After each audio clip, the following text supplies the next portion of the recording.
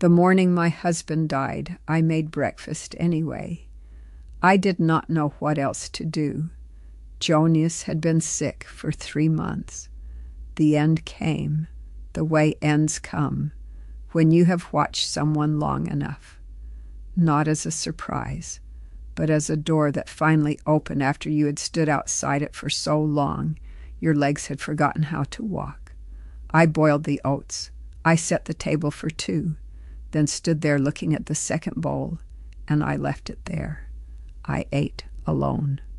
I washed both bowls, and I went on. I was 51 years old. We had been married for 29 years. I had 5 grown children, 11 grandchildren, a farmhouse I knew the way I knew my own hands, and a community that had held me every day of my adult life. I thought I understood what grief would ask of me. I did not understand what the community would ask of me. Within 9 days of Jonas's burial, an elder came to my door.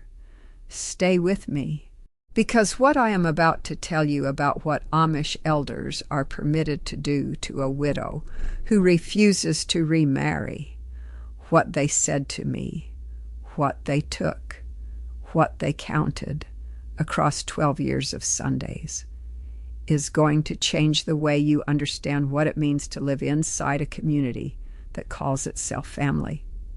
My name is Anna. I grew up Old Order Amish in Geauga County, Ohio, and I lived inside that world for most of my life. I left 3 years ago at 62 years old. This channel, Hannah the Amish Girl, is where the truth gets spoken out loud by women who were taught that silence was the same thing as goodness.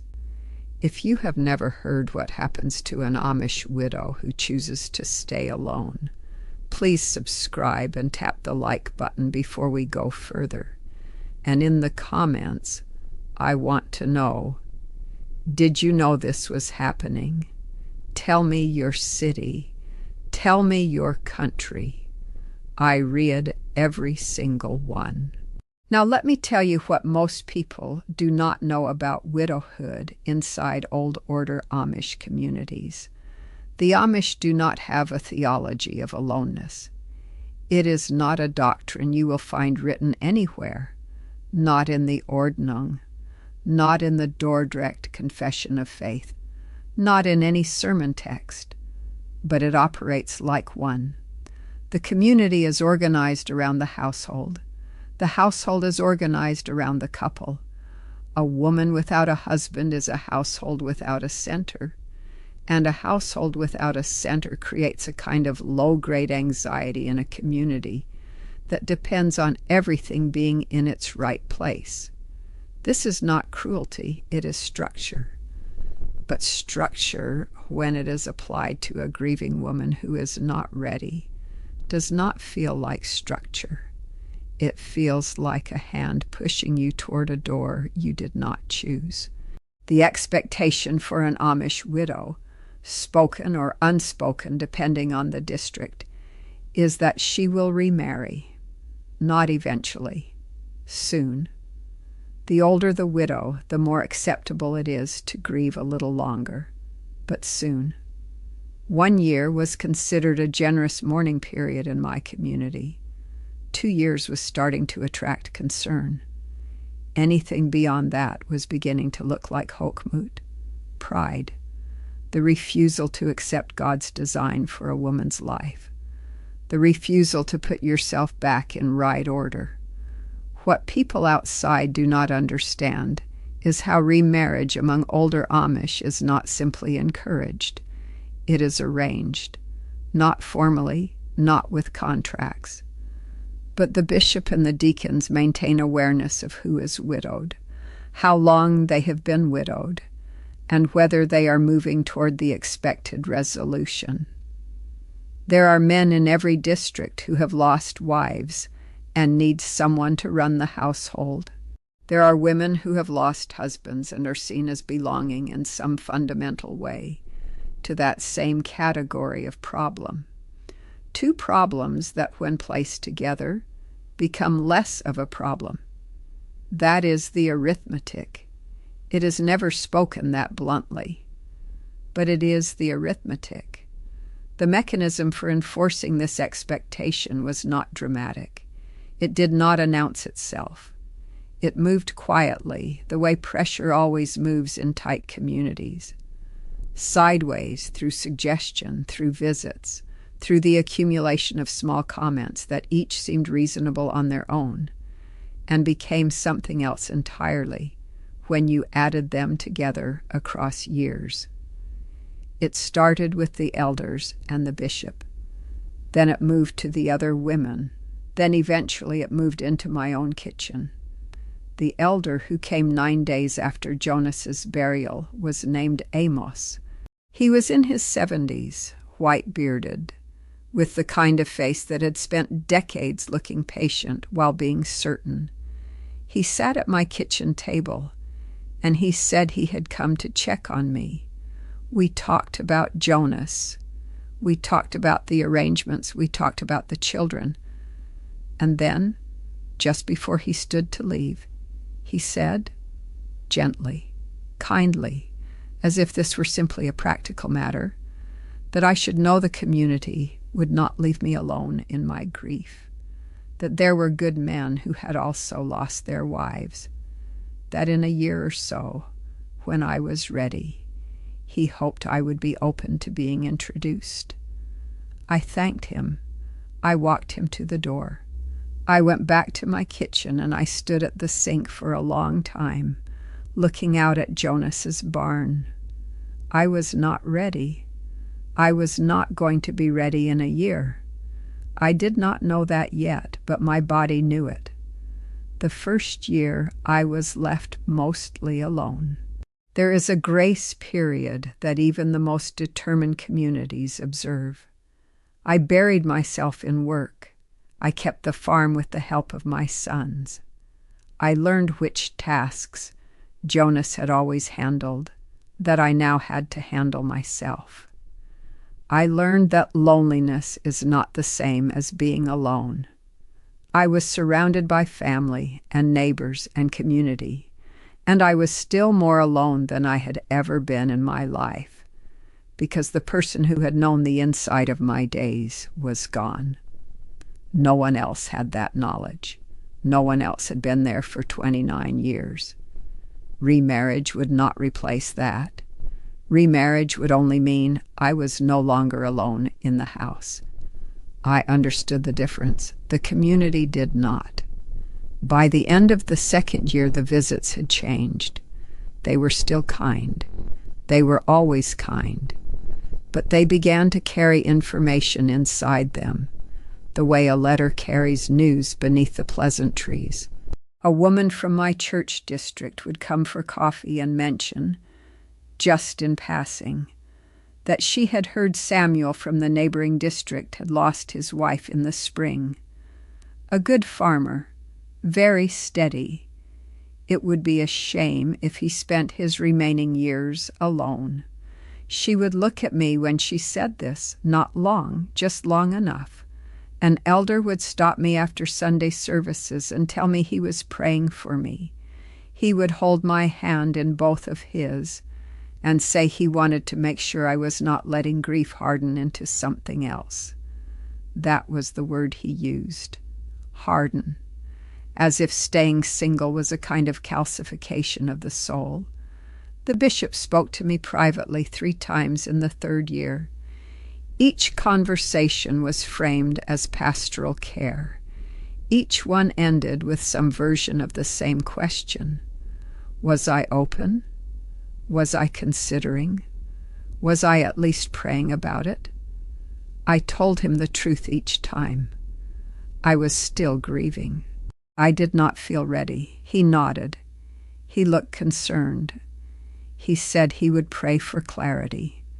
By year 4, clarity had not arrived, and the community's patience was beginning to develop visible edges. What Amish elders were allowed to do to a widow who refused, and I want to be precise about this word, allowed, because what I am describing was sanctioned, was agreed upon, was considered appropriate pastoral practice was this: they were allowed to question your spiritual state.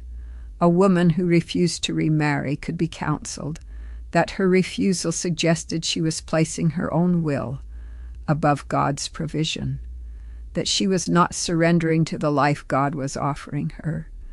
I was told in a conversation I will never forget by an elder I had known since I was a young mother that Jonas himself would not want me to close my heart, that refusing the community's guidance was a form of grief that had gone past its proper season and into something the soul was not designed to carry alone.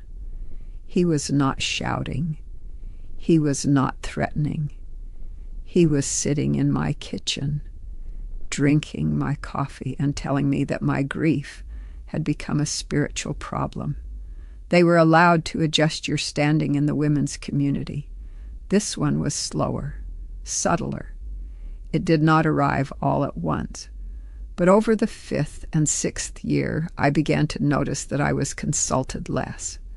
When decisions were made about quilting groups, about who would coordinate meals for families in need, about which women would be asked to help with a wedding, I was still included. But my place had shifted. I had moved without any formal announcement from the center to the edge. A married woman organized. A widow of many years was accommodated. They were allowed to bring men to your home unannounced. This happened twice, both times framed as something practical: a fence repair, a look at the roof, arranged at the elder's suggestion because he knew I had been managing the property alone. Both times I opened the door to find a widower standing on my porch with a look that said he understood exactly what this was, even if neither of us would name it. I fed them both. I thanked them. I did not pursue either conversation. The elder who had arranged the second visit stopped sitting near me at Sunday services for 2 months afterward, and they were allowed to talk to your children. This was the one that reached me deepest. My daughter Miriam came to me in the 7th year. She was 34, married, with 4 children of her own, a woman I had watched become someone remarkable. She sat across from me at my kitchen table, the same table where Amos had sat 8 years before, and she said she was worried about me. She said the bishop had spoken to her husband. She said people in the district were concerned. She used a phrase that landed in me like a stone dropped into still water. She said that people were starting to wonder if I had become too comfortable with sorrow. Too comfortable with sorrow. I looked at my daughter's face, this face I had watched learn to smile, and I understood something I had only partly understood before. The pressure was not just coming at me. It was coming through the people I loved.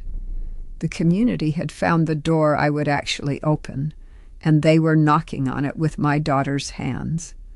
I did not remarry. I want to say that plainly because it is the point. I did not remarry in year 7 or year 9 or year 11. I made my decision out loud to myself in the winter of my 8th year of widowhood. I was walking to the barn before dawn.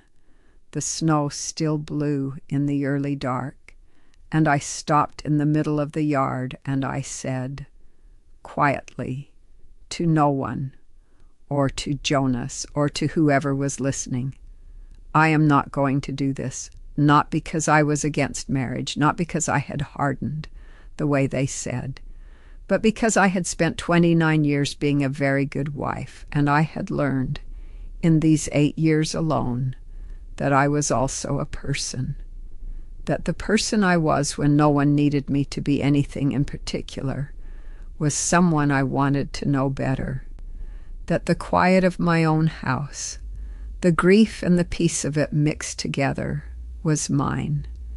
It belonged to me, and I was not going to hand it to a stranger because the community's calendar of appropriate mourning had run out. What happened over the next 11 Sundays? I cannot carry it in 20 minutes. There are things this recording cannot hold. The names, the counting, the drawer, the dress I kept for 27 years. 3 years ago, I wrote it all down. The book is called The Sundays. The link is in the description and in the pinned comment. After Miriam came to me, I made a choice I had been circling for years. I chose transparency. I told my children what had been happening. I told them about the visits, the conversations, the men at the door.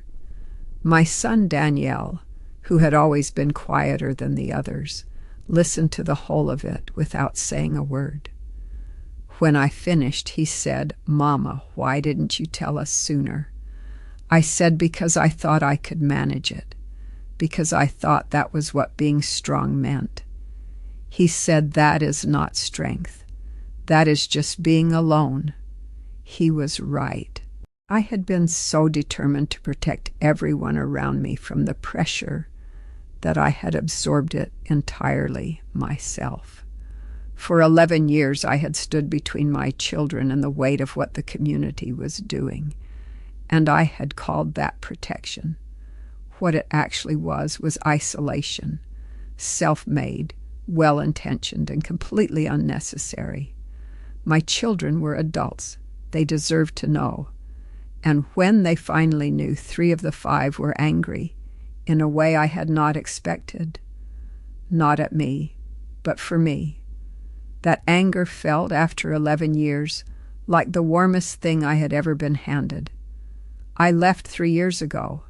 The leaving was not sudden, and it was not simple, and I will not reduce it to a sentence. I will only say that by the time I left, I was 62 years old, and I had spent 12 years being told in 100 different ways that my singleness was a problem to be solved rather than a life to be lived.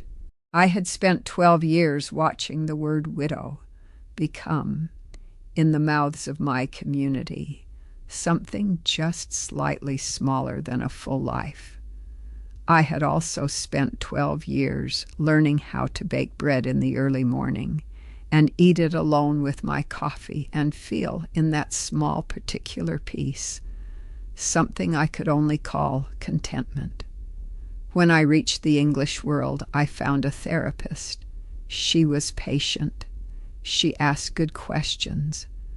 When I described the pressure I had lived under, the arranged visits, the spiritual counseling, the conversations routed through my daughter, she did not look shocked. She looked like she was listening very carefully. And when I finished, she said something I wrote down and have kept on a piece of paper in my kitchen to this day. She said, "A community that cannot hold a single woman with dignity is telling you something about what it actually values, not you, the category of wife." That sentence reorganized something in me that had been tilted for a long time, because I had spent 12 years believing the pressure was about me, my stubbornness, my grief, my failure to move forward. And it was not about me at all. It was about a system that needed women in a particular shape. I was the wrong shape, that was all. Because here is what I understand now on the other side of it. The Amish world gave me things I carry still. The work ethic that got me through 12 years of running a farm alone. The faith, complicated, wounded, rebuilt in a completely different shape, but real. The knowledge of what it means to belong somewhere so completely that every face you see carries 20 years of shared history. I do not dismiss what that is. I know what it costs to leave it. But there is no scripture that requires a woman to offer herself up to remarriage as proof of submission to God. There is no theology that makes a widow's chosen solitude into a spiritual failure. There is no community that gets to stand between a woman and her own grief and call that shepherding. The elders who came to my door were not monsters. Amos was not a monster. The women who mentioned the widower from the neighboring district were not cruel. They were people inside a system that had no shape for what I was. A woman who had loved her husband, grieved him fully, and discovered in the process that she was also, separately, herself. The system had no category for that, so it kept trying to put me back into the category it knew. I refused. For 12 years, I refused. Some mornings, that refusal felt like standing on solid ground. Some mornings, it felt like standing in water up to my chin, alone, in the dark. Both were true. Both were mine. If you are sitting somewhere today inside a grief that everyone around you has decided has lasted too long, I see you. If someone has told you that your aloneness is a spiritual problem, that your singleness is a form of pride, that your peace inside your own life is something to be suspicious of, I see you. Your grief belongs to you. Your life belongs to you. Your mournings belong to you. No elder, no bishop, no well-meaning woman at your kitchen table gets to put a season on that. Leave me a comment. Tell me what surprised you. Tell me if you have ever been pressured to move on before you were ready. Tell me your story if you are ready to tell it. And if you want to keep hearing from the women behind the prayer cap, from the ones who stayed quiet for years and are done being quiet, subscribe to Hannah the Amish Girl. There are so many more truths waiting. The Sundays. What 20 minutes cannot hold. Link in the description and the pinned comment. The morning is yours if you decide it is. Until next time, choose your freedoms wisely. They might just save your life.